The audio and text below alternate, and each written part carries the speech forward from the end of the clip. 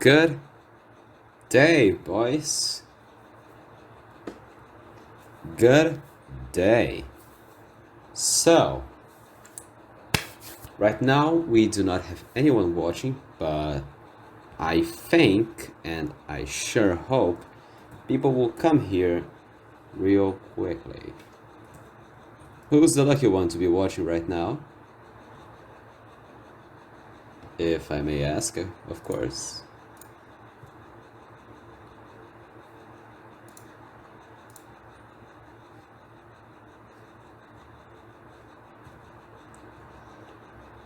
Alright, yeah, that's pretty awkward. So, yeah. Do I advertise it for everyone? It would be really funny. Yeah, let's do it.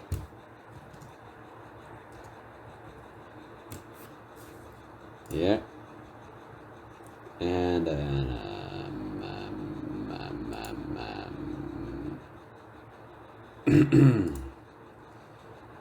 let's see.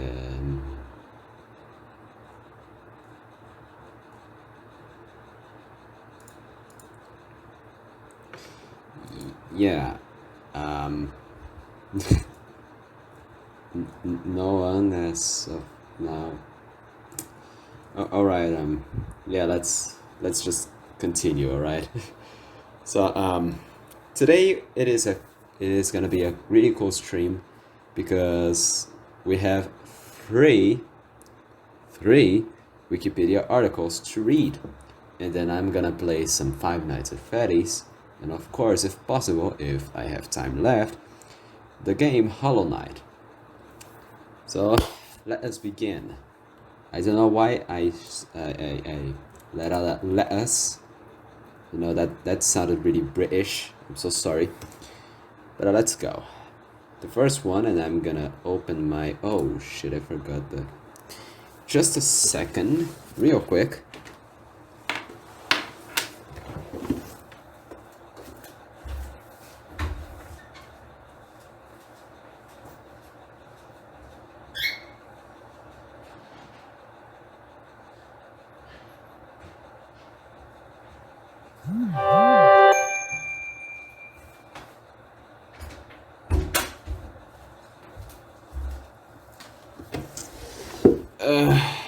Let's see.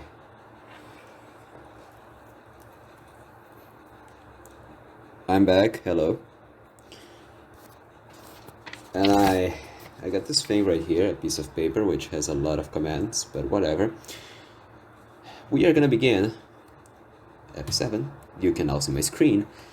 We are gonna begin with Cuban medical internationalism. I think this is a holy shit. This is a big article. Okay, this is gonna take a long time to read, but whatever. We can do it. We can deal with it. Let's just go with it. Cuban medical internationalism, from Wikipedia, the free encyclopedia. After the 1959 Cuban Revolution, Cuba established a program to send its medical personnel overseas, particularly to Latin America, Africa, and Oceania, and to bring medical students and patients to Cuba for training and treatment respectively. Alright, that's pretty interesting. In 2007, Cuba had 42,000 workers in international collaborations in 103 different countries, of whom more than 30,000 were health personnel, including at least 19,000 physicians. Cuba could provide more medical personnel to the developing world than all the G8 countries combined, although this comparison does not take into account G8 development aid spent on developing world healthcare. And I see some kind of, The Cuban missions have had substantial positive local impacts on the population served. It is widely believed that medical workers are a vital export commodity for Cuba, according to Grandma. that sounds all okay. The Cuban state newspaper makes sense. The number of Cuban medical staff abroad fell from 50,000 in 2015 to 28,000 in 2020. I think that's pretty concerning, but it does make sense considering the pandemic. But let us continue. Contents: hide, missions abroad, anti-colonialism, humanitarianism, Oceania, Venezuela, other countries, salaries, effects on Cuba, benefits, costs, possible effect on lifting the US embargo, reports of slavery and political coercion. Wait, what? Defection of Cuban medical professionals. That's pretty unboggers. Cuban medical professional peril. See also sources, reference, and external links. Of course, I won't be looking into sources, references, and external links, and also see also because that's not the focus of this article, but whatever. Missions abroad. A 2007 academic study on Cuban internationalism surveyed the history of the program, noting its broad sweep. Since the early 60s, 28,422 Cuban health workers have worked in 37 Latin American countries, 31,181 in 33 African countries, and 7,986 in 24 Asian countries. Throughout a period of 4 decades, Cuba sent 67,000 health workers to structural cooperation programs, usually for at least 2 years, in 94 countries, an average of 3,350 health workers working abroad every year between 1960 and 2000. In November 2019, the United Nations estimated that there were around 30,000 Cuban doctors active in 67 countries. Since 1963, more than 600,000 Cuban health workers have provided medical services in more than 160 countries. In 2020, Cuban doctors were active in over 60 countries. That's impressive. Let me do something real quick. It's... what the fuck happened? I don't think this was meant to happen, but oh, okay, makes sense. All right, there's this thing. Okay, so let me do something real quick. I don't know if I can do this quite good. No, I think I can. Okay, so first of all, I won't do this. I will just do this. And then I will get this right here, and yeah, it's good. Yep. We're gonna put it here, and we expand it. Not. I don't think so. Okay, whatever. Oh shit. That's buggers. Let us shit. Yeah, do that now. Let me try this again, real quick. There we go. You should be visible. Come on. Why? What? Why?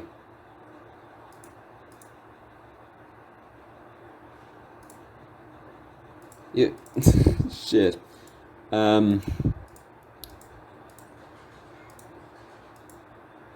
This is awkward. Let us try again. Anyway. No wait, here, and then we let's see if this works actually. Let us see, does it work? Oh, it does. Alright, it works. Good. Why can't you see my cursor? Whatever. It's working. That's all that matters. The term disaster tourism arose in response to a growing number of large-scale natural disasters. The phrase refers to individuals, governments, and organizations who travel to a disaster area with the primary goal of having an experience rather than providing meaningful aid. Such aid is often short-lived and may even get in the way of more serious rescue efforts. Cuban medical internationalism represents a polar opposite of this disaster tourism mentality, with a focus on large-scale, sustained aid targeting the most marginalized and underserved populations across the globe. Anti-colonialism, let's go. In 1960, Cuba sent a medical brigade, an emergency brigade, to Chile to assist the recovery from the Valdivia earthquake. The program was officially initiated in 63 as part of Cuba's foreign policy of supporting anti-colonial struggles. It began when Cuba sent a small medical brigade to Algeria, which suffered from the mass withdrawal of French medical personnel during the Algerian War of Independence. Some wounded soldiers and war orphans were also transported back to Cuba for treatment.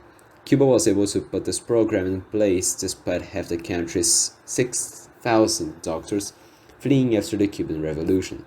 Between 1966 and 74, Cuban doctors worked alongside Cuban artillery in Guinea-Bissau during its War of Independence against Portugal. Cuba's largest foreign campaign was in Angola, where, in 77, 2 years after the campaign's commencement, only one Angolan province out of 16 was without Cuban health technicians. After 79, Cuba also developed a strong relationship with Nicaragua. That's pretty poggers, honestly. And I agree with Cuba. If you're gonna be a really cool country, just, be against colonialism. And by against colonialism, I mean really against colonialism and any kind of thing related to it.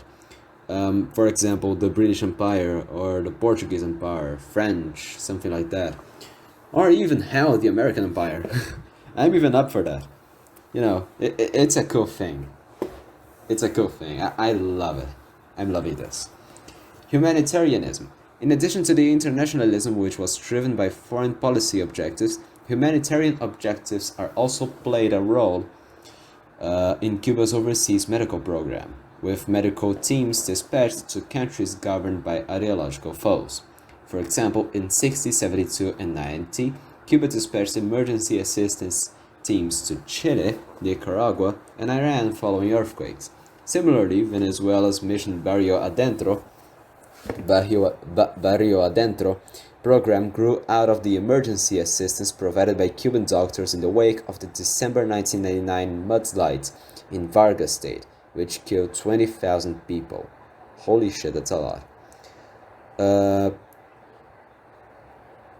Cuban medical missions were sent to Honduras, Guatemala, and Haiti following 1998's Hurricane Mitch and Hurricane George, and remained there semi-permanently.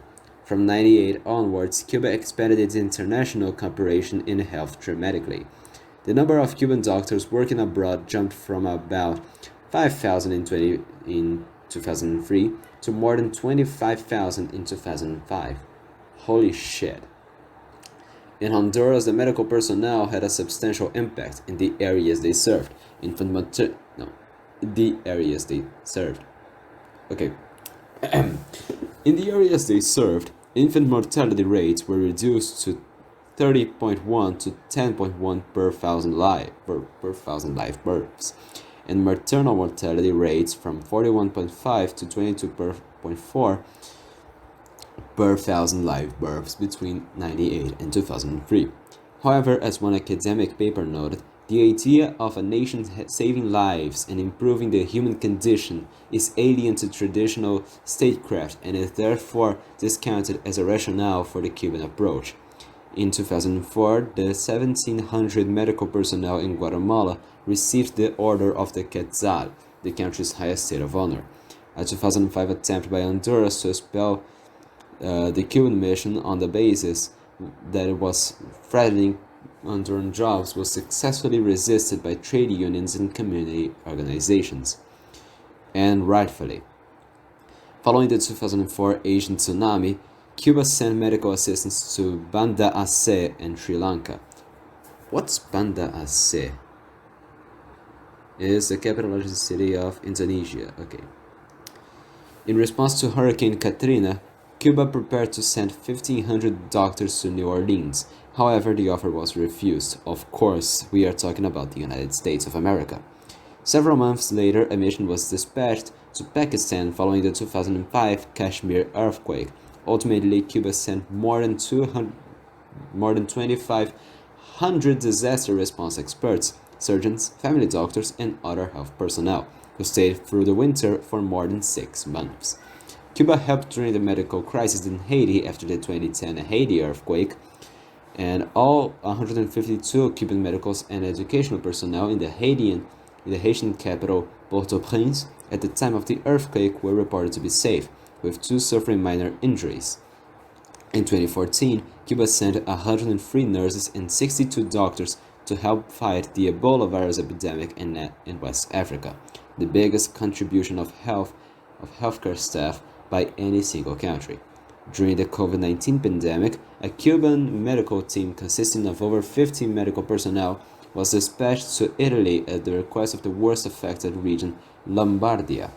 Cuban medical teams also assisted in Andorra and in Latin America, the Caribbean, Africa, Asia, and the Middle East. That is amazing.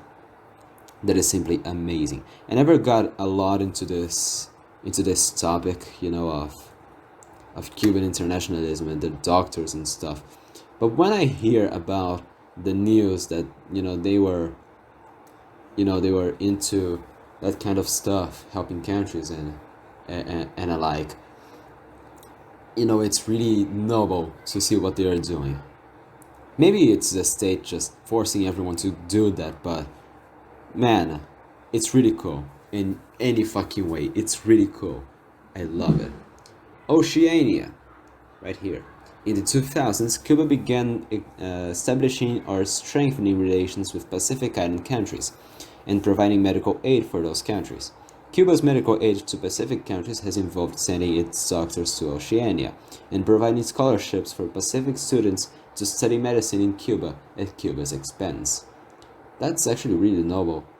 Not a thing that I expect from an authoritarian, communist-ish state in the Caribbean. In 2007, there were 16 Cuban doctors providing specialized medical care in Kiribati, and an additional 16 scheduled to join them. Cuba also offered training to Kiribati doctors. Cuban doctors have reportedly provided a dramatic improvement to the field of medical care in Kiribati, reducing the child mortality rate in that country by 80%, and winning the proverbial hearts and minds in the Pacific. In response, the Solomon Islands began recruiting Cuban doctors in July 2007, while Papua New Guinea and Fiji considered following suit. In 2008, Cuba was due to send doctors to the Solomon Islands, Vanuatu, Tuvalu, Nauru, and Papua New Guinea, while 17 medical students from Vanuatu would study in Cuba. It was reported that it might also provide training for Fiji doctors. As of December 2008, 15 Cuban doctors were serving in Kiribati, 64 Pacific students were studying medicine in Cuba, and Cuban authorities were offering up to 400 scholarships to young people of that region. Among the 64 students were 25 Solomon Islanders, 20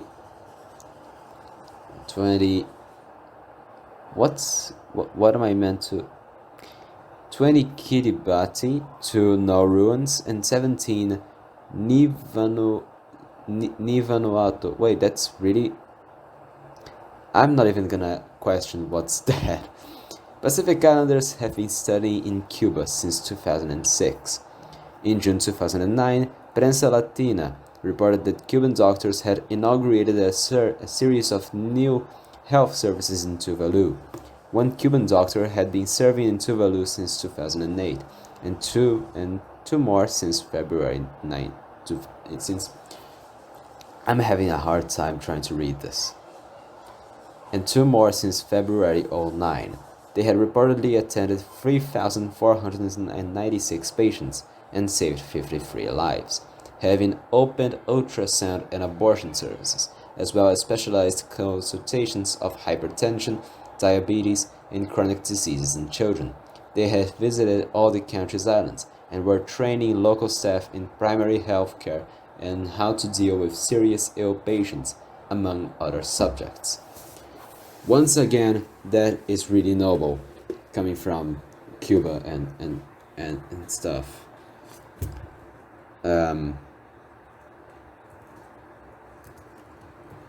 Man. No, but I just love, how just, yeah, I can't. Let's try to say this again.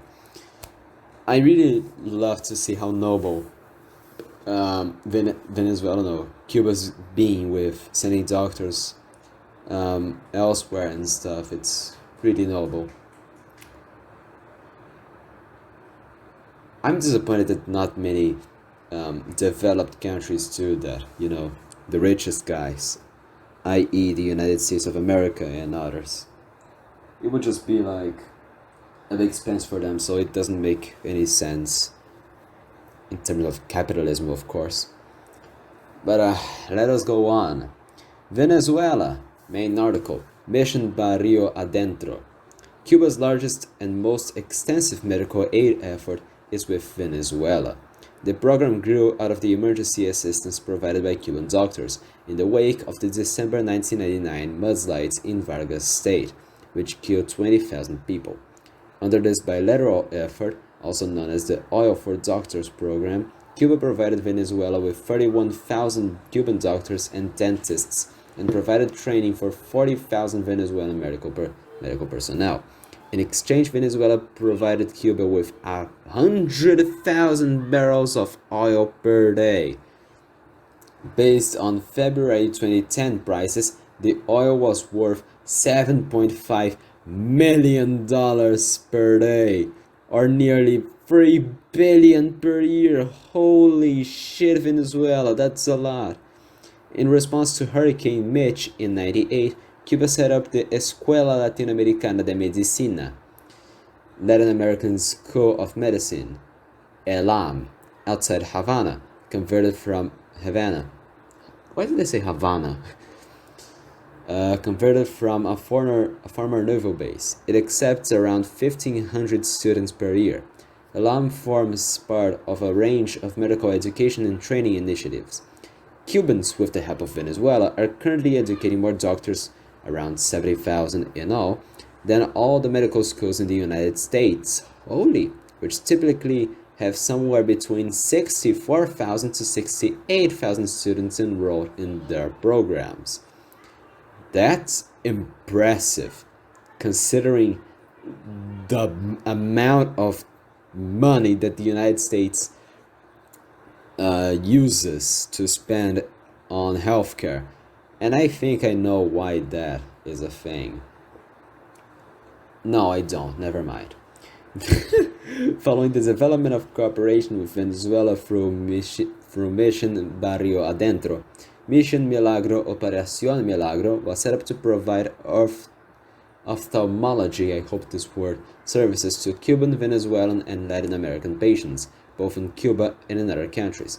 As of August 2007, Cuba had performed over 750,000 eye surgeries at no cost. Holy shit, Cuba. Okay, that's even better than the United States, including 113,000 surgeries for its own citizens. Wow. In 2017, the Miami Herald reported that groups of Cuban health care workers who had defected from the program stated that due to the daily quotas of patients, they would often feel pressure to fake paperwork and throw away medicine, since regular audits of their supplies meant they needed them to match their patient count. If Cuban medical personnel did not meet their quotas, they were threatened with having their pay cut or being sent back to Cuba.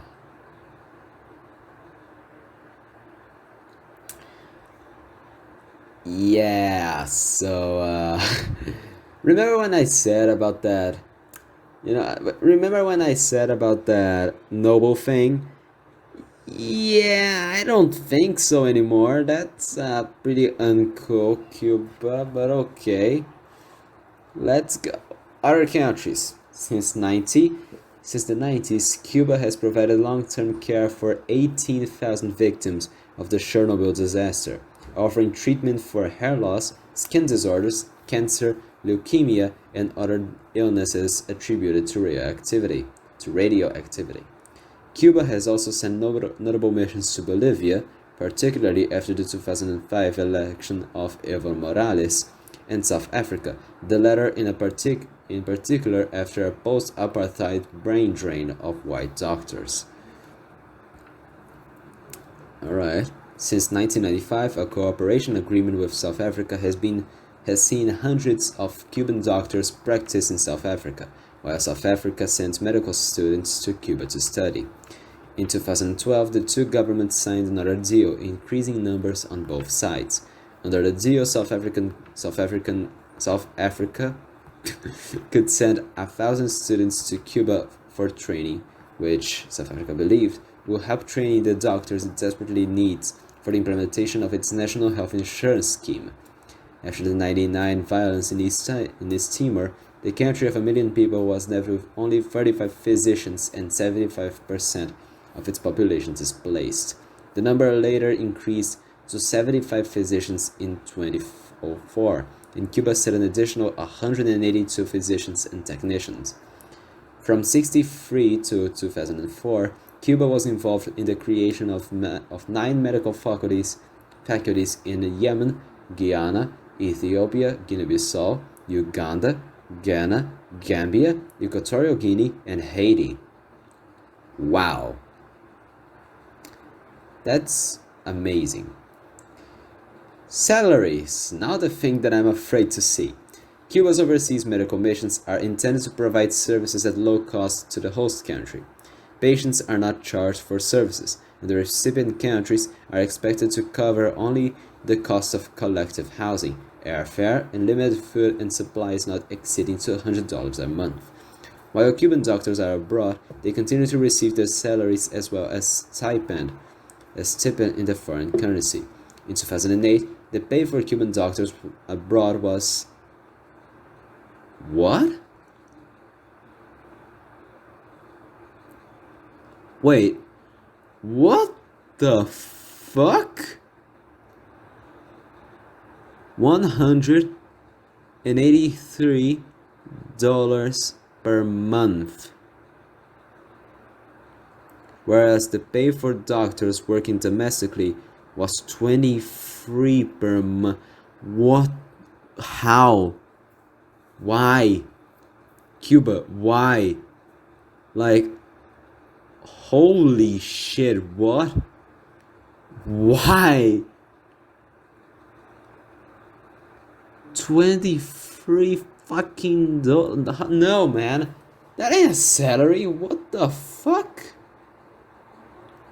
That's madness. That's what it is, man. What the fuck?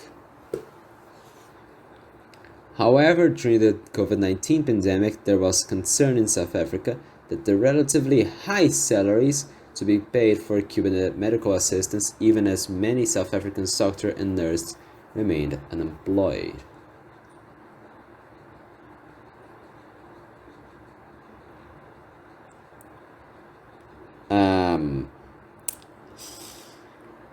I don't like how this turned out to be. $23 per month, $183 abroad. Holy shit. That's crazy. That's madness. But moving on, effects on Cuba. Benefits. Both humanitarian and ideological factors were prominent in Cuba's doctor diplomacy, particularly during the Cold War. Subsequently, its continuation has been seen as a vital means to promote Cuba's image abroad and prevent international isolation. Cuba's health missions in Honduras were undoubtedly a deciding factor in the re-establishment of diplomatic relations between the two countries in 2002. Guatemala re-established diplomatic relations with Cuba in 1998. At the 2009 Fifth Summit of the Americas, US President Barack Obama commented that the summit he had heard much about that at the summit. Oh shit! I'm struggling to speak. This is amazing. At the 2009 Fifth Summit of the Americas, US President Barack Obama commented that at the summit he had heard much about the impact of Cuban soft diplomacy in the form of its medical internationalism. He said that this might be a reminder to the United States that limiting its interactions with Latin American countries to military and drug interdiction might be limiting its influence. No shit, the United States of America. No shit. It has also been suggested that Cuban medical internationalism promotes exports of Cuban medical technology and may be a source of hard currency. However, the targeting of poor countries reduces the hard currency potential of missions abroad. In 2006, Cuba's earnings from medical services, including the export of doctors, amounted to how do I read that? $2 billion? I think that's $2 billion. Okay. 28% of total export receipts and net capital payments. This exceeded earnings from both nickel and cobalt exports and from tourism. These earnings were achieved despite the fact that a substantial part of Cuba's medical internationalism since 1998 has been organized within the framework of the Integrated Health Program, Programa Integral de Salud, PIS. This cooperation program is free for the receiving country. Cuba's cooperation with Venezuela provides Cuba with cheap oil in exchange for its medical support to Mission Barrio Adentro.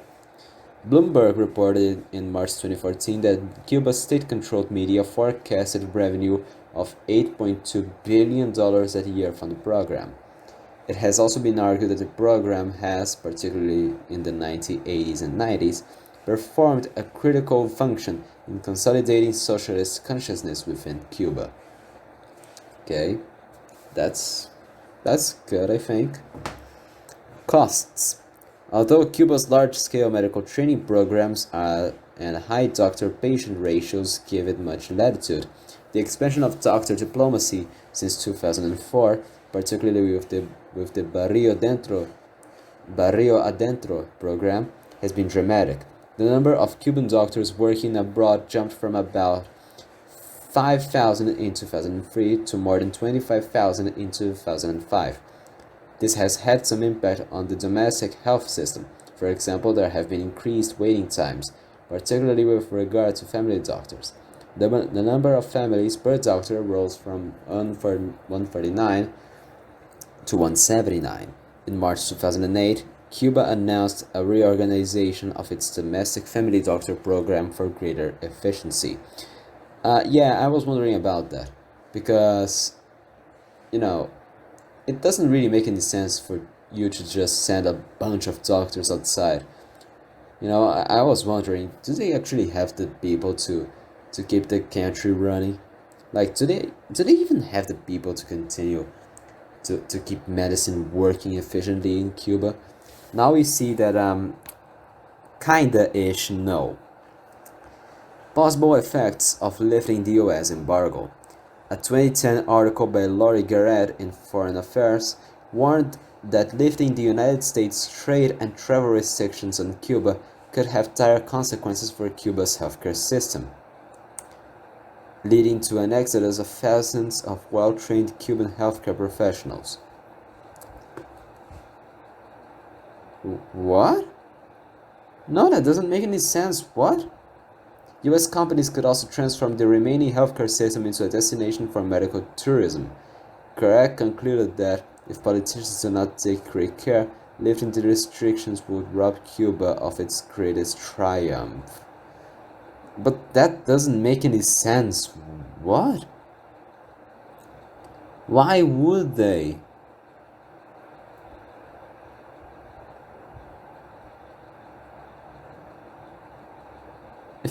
If the doctors want to go elsewhere, they just take a plane. And if they wish to go to the United States, my guy, they just get a plane and go somewhere else, and from there they go to the US. Man, that doesn't make any sense. And also, really, that doesn't make any sense. It's just America, man. It's the US. reports of slavery and political coercion. C. The United Nations High Commissioner for Human Rights, in official public communication by the mandates of the Special Rapporteur, I'll pretend that I know what that word means, or how I say it, Special Rapporteur on Contemporary Forms of Slavery, including its causes and consequences, and the Special Rapporteur of Trafficking in Persons, especially women and children, have indicated that the working conditions of the Cuban medical workers in these missions could rise to forced labor, according to the forced labor indicators established by the International Labor Organization. Forced labor constitutes a contemporary form of slavery.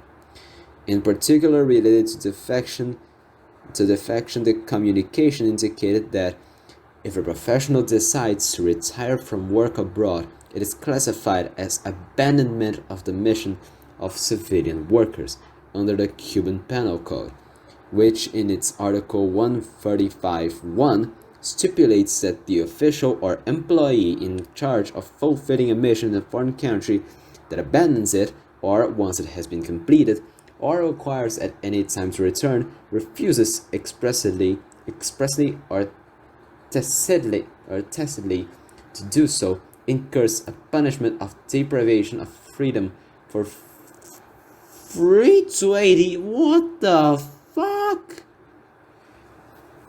Okay, it took a really dark turn. Holy shit.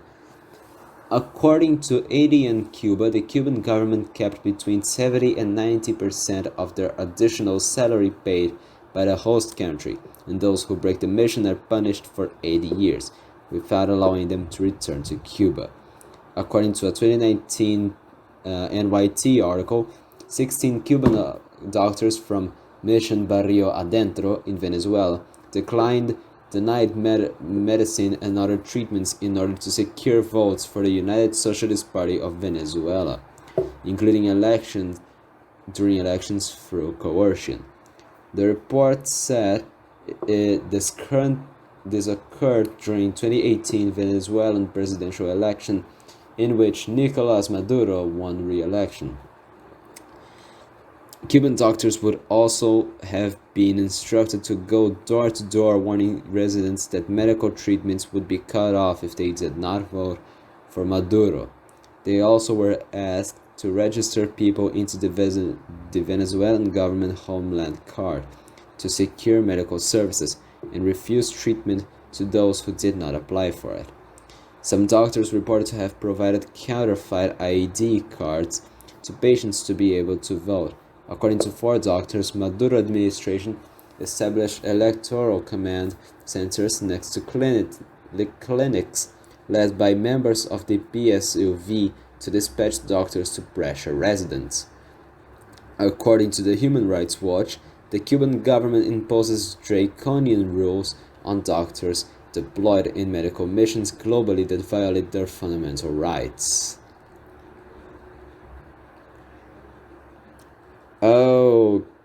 Okay. So remember all the noble thing which I have said earlier?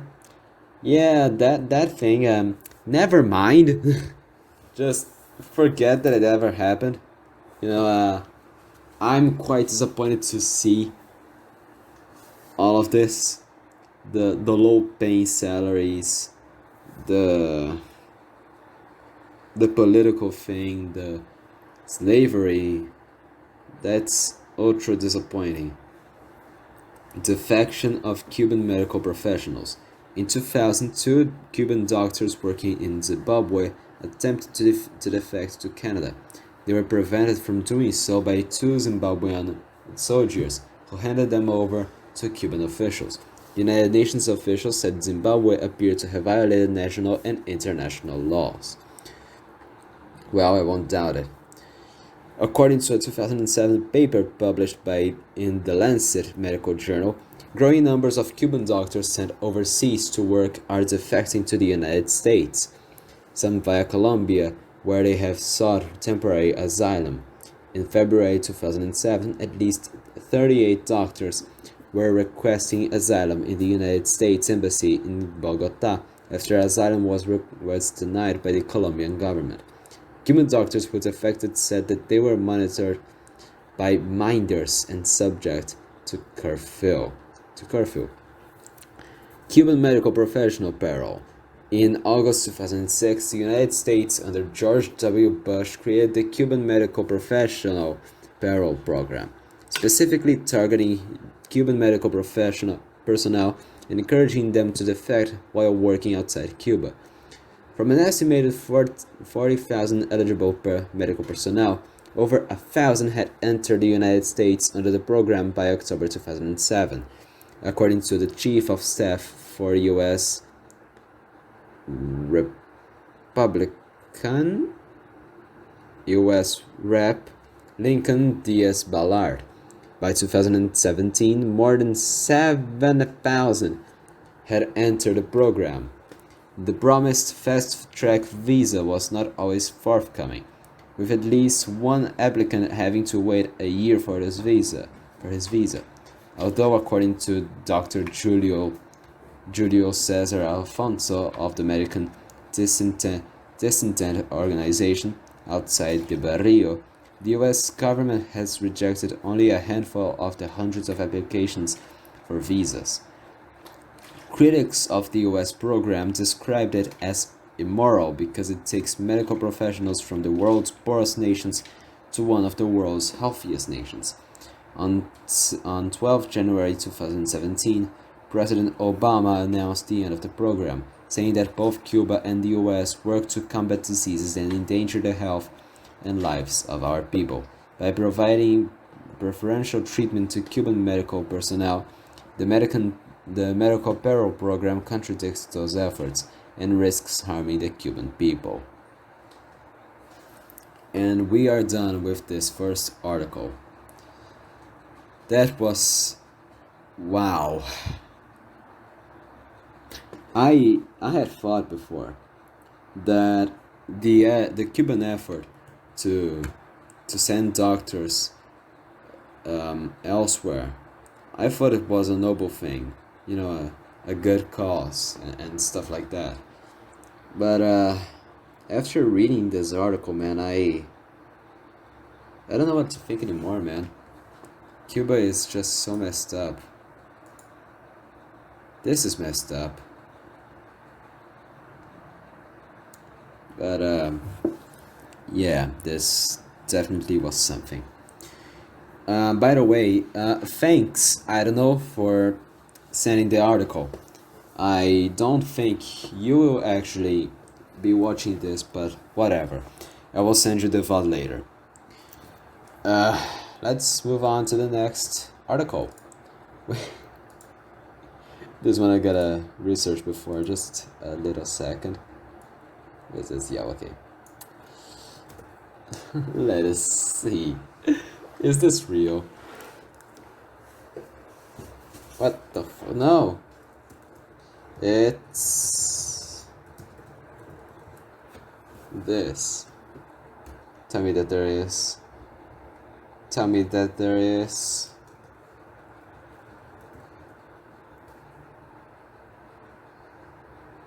There is! I can't fucking believe it.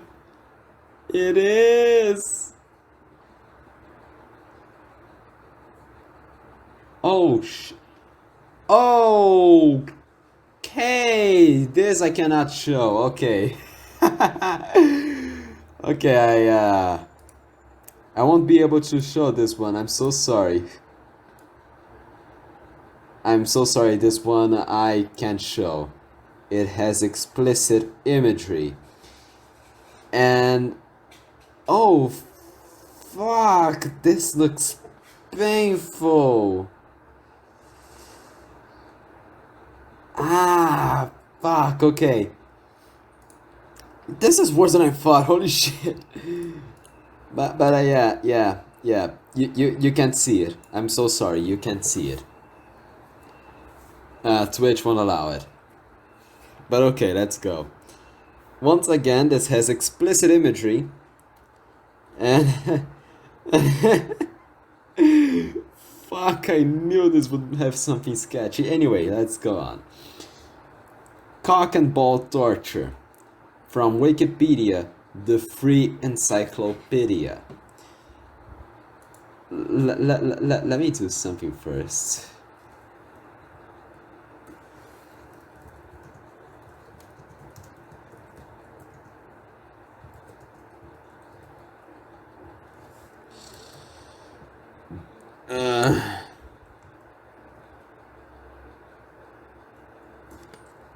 Yeah,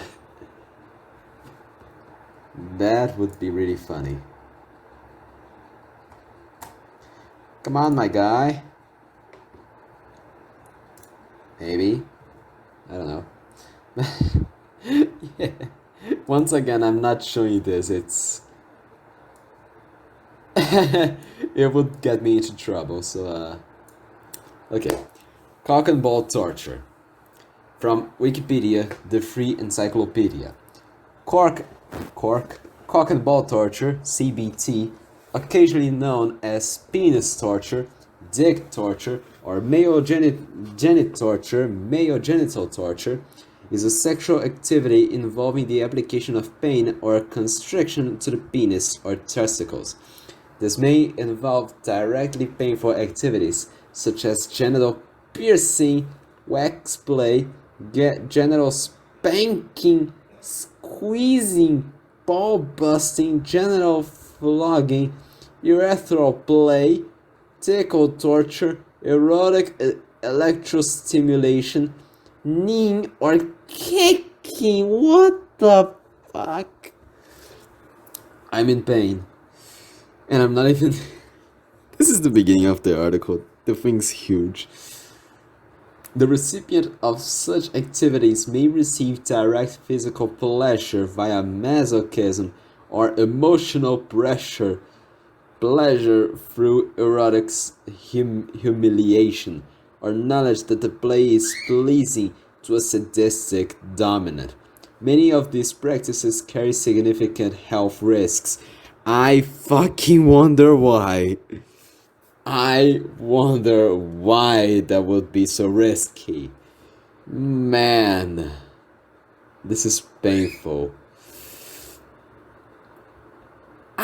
No. Fuck. Okay.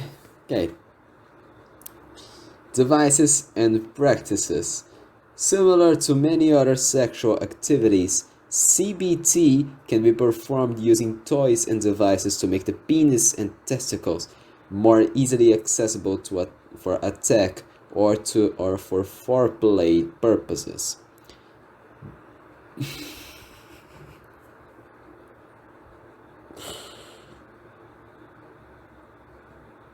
Why? I'm in pain. Ball stretcher. A ball stretcher is a sex toy that is used to elongate the scrotum and provide a feeling of weight, pulling the testicles away from the body. Fuck this. This can be particularly enjoyable for the wearer, and it can make an orgasm more intense, as testicles are prevented from moving up. Intended to make one's testicles permanently hang much lower than before, if used regularly for extended periods of time, this sex toy can be potentially harmful to the genitals, as the circulation of blood can be easily cut off if over-tightened. I wonder why. While leather stretchers are most common, other models consist of an assortment of steel rings that fastens with screws, causing additional but only mildly uncomfortable weight to the wearer's testicles. The length of the stretcher may vary from 2.5 to 10 centimeters. A more dangerous type of ball stretcher can be homemade simply by wrapping rope or string around one's scrotum until it eventually stretches to the desired level. What the no? I'm not sleeping today. Fuck, I'm not sleeping today. No. I'm not even sure if it isn't showing anything. I'm just gonna make this. Cock and balls. Cock and ball. Cock and ball torture.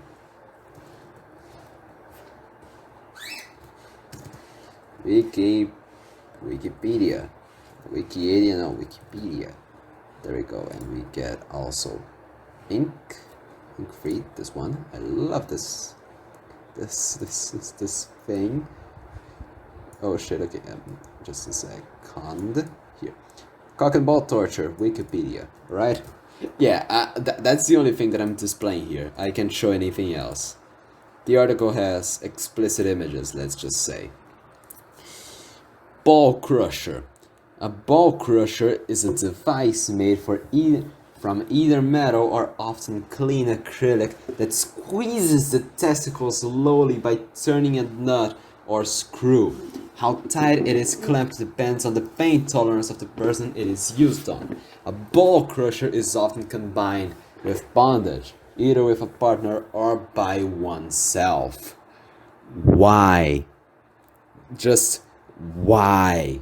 This is the only question I have. Why? This is...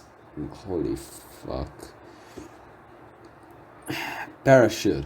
A parachute is a small collar usually made from leather, which fastens around the scrotum, and from which weights can be hung. It is conical in shape, with 3 or 4 short chains hanging beneath, to which weights can be attached.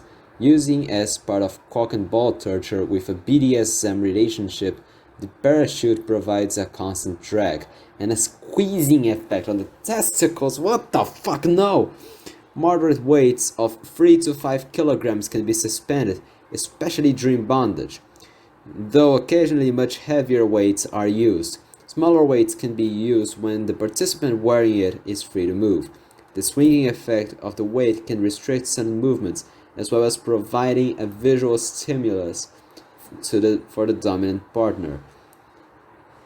Oh man. Humbler. A humbler is a BDSM physical oh my holy no.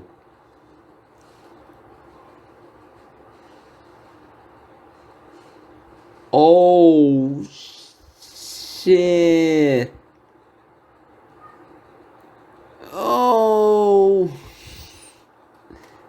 no.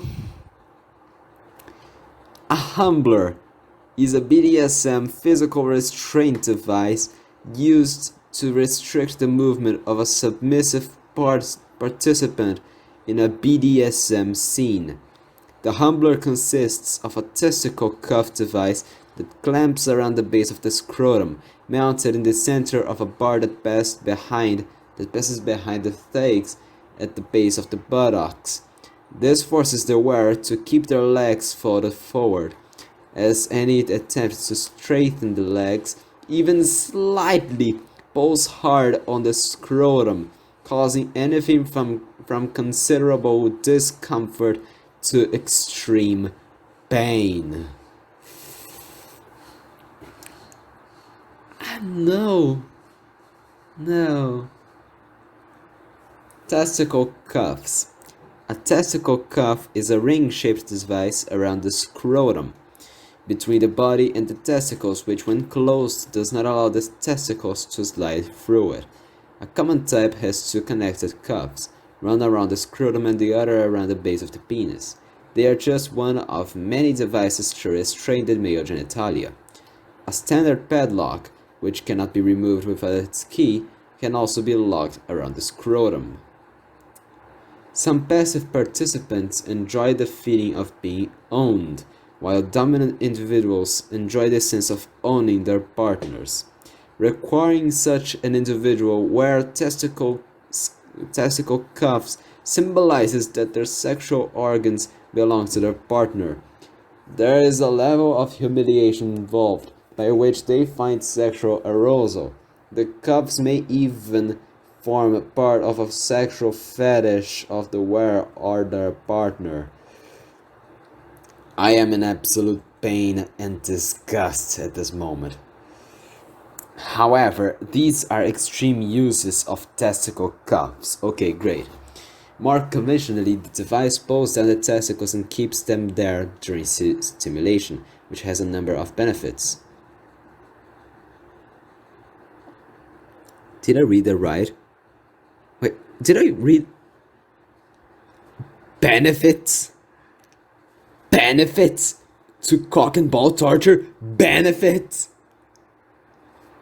Making the penis appear longer. Pulling the testicles down and away from the base of the penis stretches the skin over the base of the penis and pubic bone, exposing the additional few centimeters of penile shaft that is normally hidden from view. Improving sexual arousal. While some participants may be aroused by the feeling of being owned, the physical feeling of stretching the ligaments that suspended the testicles has an effect similar to the more common practice of stretching one's legs and pointing the toes, preventing the testicles from lifting up so far they become lodged under the skin immediately adjacent to the base of the penis, a condition which can be very uncomfortable, especially if the testicles is then squashed by the slap of skin during thrusting in sexual intercourse, delaying or intensifying ejaculation by preventing the testicles from rising normally to the point of no return. It is much harder to reach an orgasm. Okay, yeah. Okay. And I'm only gonna read the description of this image. A gate of hell chastity device used for erotic sexual denial. It prevents the penis of a submissive male who has been sexually aroused from becoming erect. Again, this is only the description. It has an image. I swear it has an image. Go into the article itself to see it if you want. But only if you want to see it. If you don't go. By any means. But let's go. Cock harness. A cock harness is a penile sex toy designed to be worn around the penis and scrotum. Its function is similar to that of a cock ring. These devices are often associated with BDSM activities. The Gates of Hell is a male chastity device made up of multiple cock rings that can be used for CBT. Kelly's teeth is a metal bracelet with interior spikes that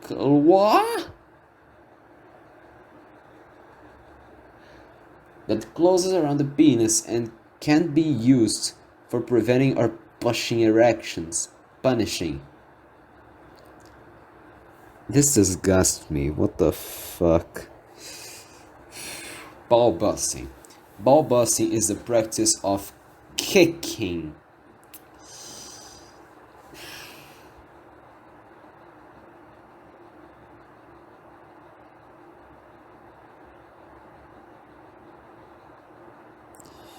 Why does this thing right here, called the article about cock and balls torture, exist? Why? Why does it have to exist? It doesn't have to exist. That's a simple fact. It does not have to exist. Why? I do not like it. Ball busting is the practice of kicking or kneeing participants in the testicles. It carries, of course, it carries several medical risks, including the danger of testicular rupture or blunt trauma. I'd guess so. You know? Yeah, man. I didn't know about that. You know, that's some pretty new things. Yeah. But okay. What is this part of this article? Why is this a thing actually? CBT in Japan. Tamakeri, literally ball kicking, is a sexual fetish and subgenre of BDSM, which a man's testicles are abused.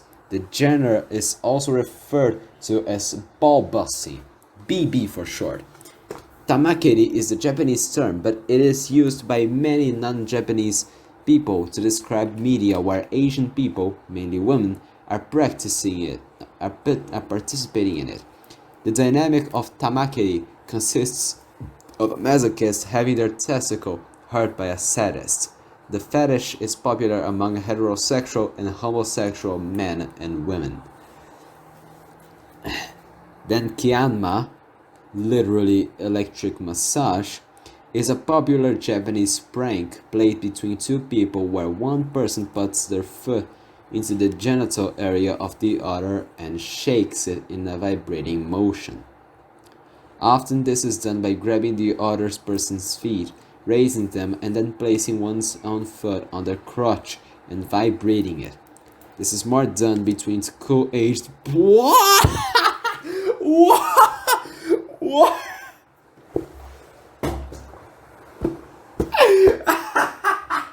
No fucking way. This cannot be real. No. What the fuck are 15-year-olds doing in Japan, man? What? What? This is often done between school-aged boys as a prank similar to kancho and could be seen by a Western audience as a type of bullying. Okay. What are the 9-year-olds doing in Japan, man? This is some really fucked up business. In 2006, Frito-Lay released a special Taitsukun themed edition of Doritos chips that reference Danki Anma. Okay. And of course, safety. This section needs attention from an expert in health. This specific problem concerns medical topics, but lacks appropriate citations. So yeah, before reading this, don't take my word on it. I'm literally reading a Wikipedia article about something that makes me have pain. Okay? We are having pain together, so please, do not take my word as of a medical. And this is Wikipedia. I'm just a 15-year-old in Brazil, which is reading a random article that a friend sent me on Wikipedia. Don't trust me. Loss of blood flow is one of the greatest risks in CBT and may cause irreversible damage. Bleeding is an indicator of unsafe behavior. No way. Because numbness may result from circulation problems in the affected member, the level of pain is not an indicator of a problem, and signs of danger include numbness or loss of color and edemas. Bondage in which the testicles are tied to another object is especially dangerous, increasing the risk of damaging the testicles through extensive tension or pulling.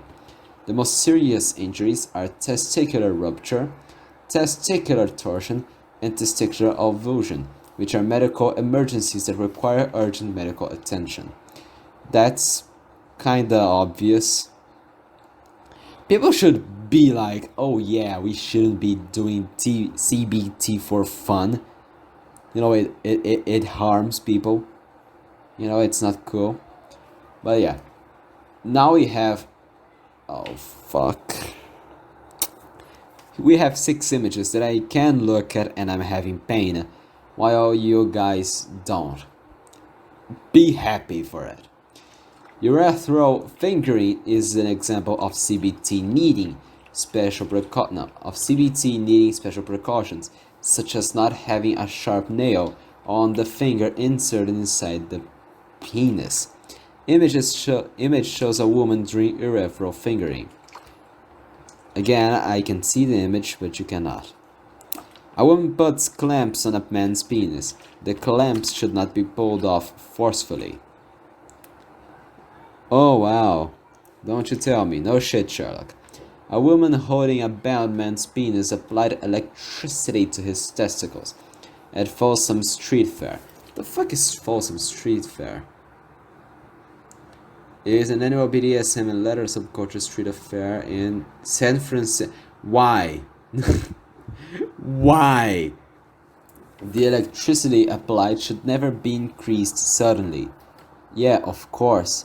A gagged man's penis and scrotum are pulled using a rope at Folsom Street Fair.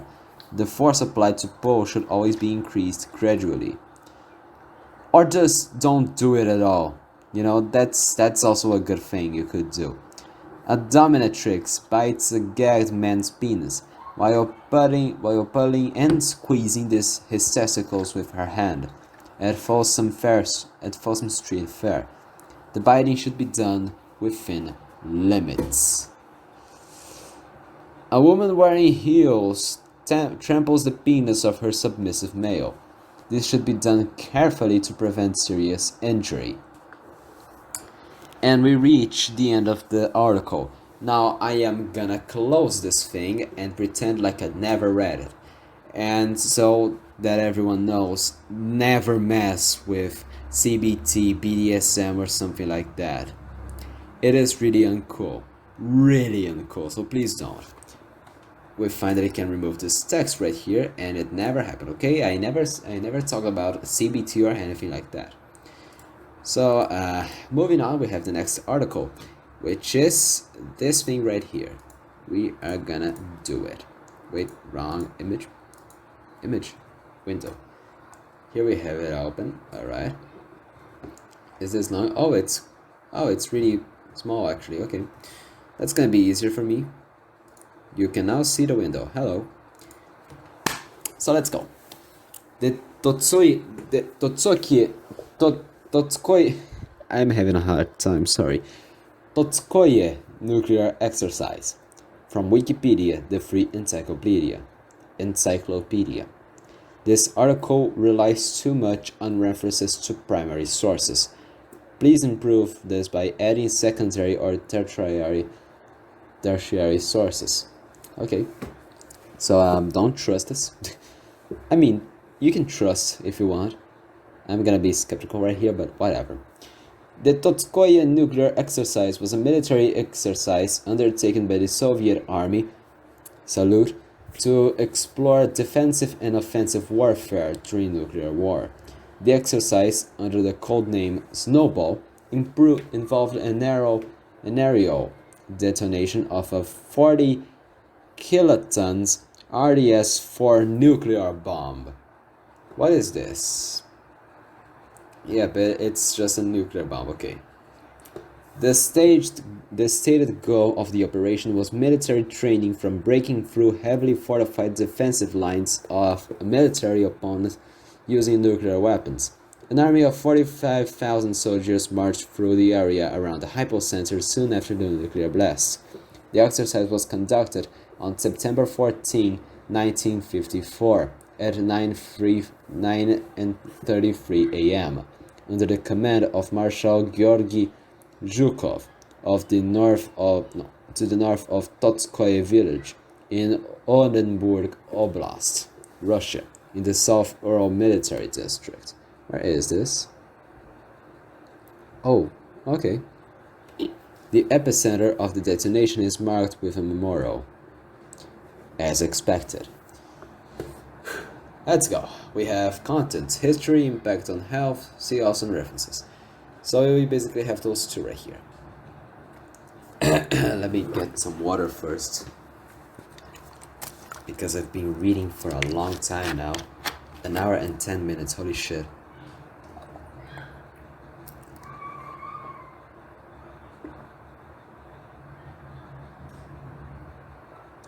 Much better. Much better. Okay. So let's go. Time for some history. Oh yeah, the CBT article was recommended by Berta, which let's just say is bruh, but with a T.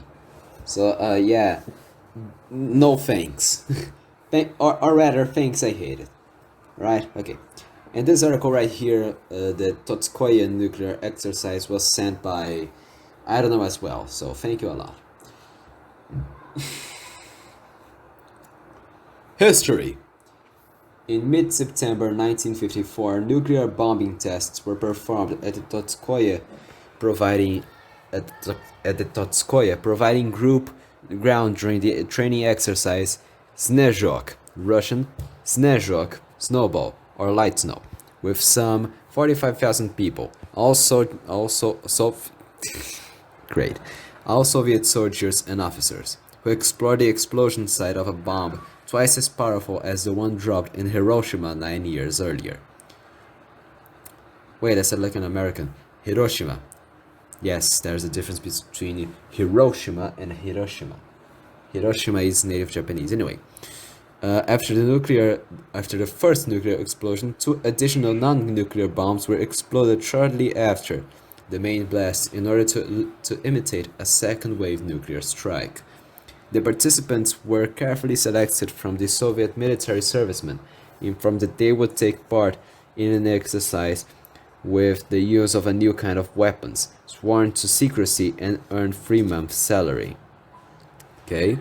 A delegation of high-ranking government officials and senior military officers arrived to the region on the eve of the exercise, which included First Secretary Nikita Khrushchev, Nikolai Bulganin, Generals Alexander Vasilevsky, Konstantin Rokossovsky, Ivan Konev, and Rodion Malinovsky.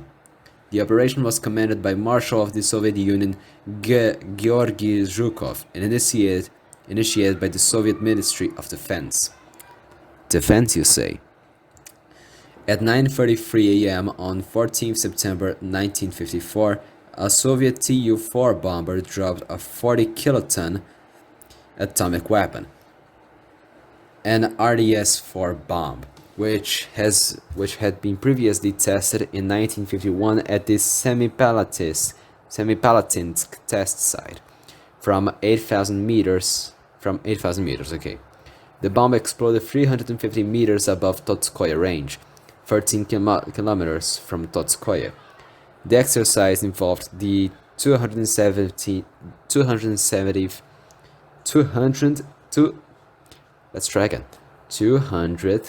Rifle Division, 320 planes, 600 tanks and self-propelled guns, 600 armored personnel carriers, 500 artillery pieces and mortars, and 6,000 automobiles.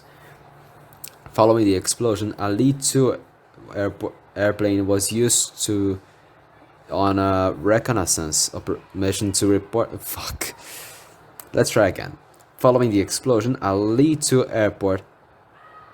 Why am I saying airport? A Li-2 airplane was put to use on a reconnaissance mission to report the movement of a radioactive cloud produced by the blast, and the most dangerous areas were explored and marked by special reconnaissance troops.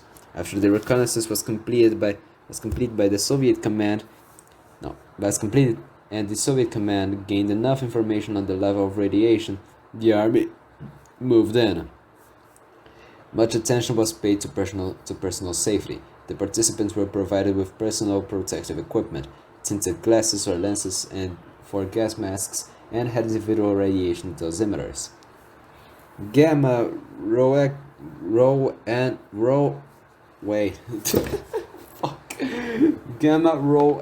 ganometers, I'm not gonna say that again, measured the level of radiation exposure in the hypocenter. Dosimeters were used to estimate the radiation dose deposited in an individual wearing or a vehicle after the troops completed their task, and the troops received a chemical alert signal if the radiation was too high. The soldiers wore gas masks, protective suits and respirators, special gloves and capes, and moved around the territory in armored personnel carriers, holding a distance of 400 to 600 meters from the hypocenter and avoiding the most dangerous areas of the explosion site. They moved 400 to 500 meters from the hypocenter, whereas tanks and armored personnel carriers came even closer. According to the data of remote control and measuring equipment installed at 730 meters from the hypocenter, the level of radiation reached 65 rowed guns per hour 2 minutes after the blast, dropped to 10 R/h after 10 minutes, 2.4 after 25 minutes, and 1.5 after 47 minutes. In comparison with the rest of the army, the number of troops crossing the blast site was tiny and consisted of only 3,000 soldiers and officers, amounting to only 5 to 7% of the overall number of military forces involved in the exercise. Not all of the damage at Totskoye was caused by the nuclear explosion, as 2 additional non-nuclear bombs were exploded shortly after the main blast in order to imitate a second wave nuclear strike. These bombs used massive TNT charges, gasoline and oil as explosives and did not produce any radioactive fallout. Prior to the exercise, the area around them was fenced and marked with red flags, within a radius of 200 meters. At a distance of 1,500 meters, the dangerous zone was additionally surrounded by guard posts and warning signs. Sergei Zelentov, a military officer who was the first to reach the middle of the hypocenter, described this experience in the following words. Not reaching the area of strong radioactive contamination, we crossed the road with the columns of the advancing troops had passed before us. It was empty and quiet around, only the radiometers were clicking, noting us of the increased levels of radiation. The troops proceeded past the hypocenter, outside of the area of severe radioactive contamination. Directly in the zone adjacent to the hypocenter of the explosion, the ground was covered with a thin, glassy crust of melted sand, crunchy and breaking underfoot, like a thin ice on spring puddles after a night frost, and there were no footprints on it, except for my own. I walked quietly along this crust while the radiometer registered a level of radioactive not exceeding 1 R per hour. The residents of villages Bogdanovka, Fyodorovka, and others that were situated around 6 kilometers from the hypocenter of the future explosion were offered temporary evacuation outside the 50 kilometers radius. The nearest villages were generally not affected by the blast, except for a number of houses located less than 8 kilometers from the explosion site that caught fire and burned down. They were evacuated by the military and temporarily accommodated in military tents. During the exercise, the residents received daily payment, while their property was insured. Those of them who decided not to return after the operation was complete were provided with newly built 4-room furnished houses near the Samarka River, or obtained financial compensation. A few days after, Soviet scientists received detailed reports on the test and began to study the impact of the nuclear blast on modern houses, shelters, vehicles, vegetation, and experimental animals affected by the explosion. On 17 September 1954, the Soviet newspaper Pravda published a report on the exercise. In accordance with the plan of scientific and experimental works, a test of one of the types of nuclear weapons had been conducted by the Soviet Union in the last few days. The purpose of the test was to examine the effect of nuclear explosion. Valuable results have been obtained that will help Soviet scientists and engineers to successfully solve the task of protecting the country from nuclear attack. The results of the exercise were discussed at a scientific conference. The results of the exercise were discussed at a scientific conference at the Kuibyshev Military Academy in Moscow, and served as the basis of the Soviet program of defense against nuclear warfare. That's really interesting. That's amazing. Holy shit. Oh, and yeah, sorry for the Russian imitation. This was really bad. Sorry for this a lot. Sorry. Sorry. For real. Sorry. Impact on health. Some accounts of the test, however, claimed that the protective measures were insufficient in reality. According to one veteran in a Soviet documentary of the event, the majority even, had no protective clothing, and besides it was impossible to use gas masks. In the 115 degree Fahrenheit, I don't speak American, 46 degrees Celsius, thank you Russian man, temperatures of the area. Additionally, insufficient care was taken to remove and dispose of contaminated clothing on the event. Evacuations were haphazard, where villagers who chose to stay were told to dig ditches to avoid effects. Yuri Sorokin filed suit in 1993 against the Russian government to receive compensation for medical injuries that he attributed to the exercise. And that, my guys, is everything. These were the 3 articles that I got recommended to read. They were Cuban Medical Internationalism, CBT, which we are not going to talk about, and the Totskoye nuclear exercise. I am happy to see that I finally, got to know about Cuban Medical Internationalism, because before taking better care to see what it actually did, the Cuban medicals and their situation and stuff. Before I didn't have any idea, but now that I know, I'm feeling kind of unboggers for these doctors. Honestly, these guys don't deserve what they have, what they get. They don't deserve it. They deserve a lot more. I'm not gonna lie. CBT, we're not gonna talk about it, and Totskoye nuclear exercise. It was a really interesting story. I'm not gonna lie, I am a fan of history. I am a fan of military history, of course. And this was really interesting, especially considering we are talking about the Soviet Union. I'm not a big fan, and I'm not a communist, but I'm a big fan of Soviet history. That's the thing I really don't know much about. So if you have any kind of article about history or stuff, I'd gladly read it. Not gonna lie. If you have anything related to history, of course, I will take a look at it. I will spend my time reading it and learning more about all of that. So these were the 3 articles of the day: Cuban Medical Internationalism, CBT, which we did not talk about, and Totskoye nuclear exercise. The first, the Cuban Medical Internationalism, was about the Cuban doctors outside of Cuba. CBT is BDSM, and the Totskoye nuclear exercise was a Soviet nuclear exercise that took place near the village of Totskoye. So that's it. Finally, we can switch to the waiting screen. Yep, that's the thing. And I'm gonna get everything ready for us to look at something called a game. We won't be looking, we will be playing a game. It will be really cool. I'm not gonna lie.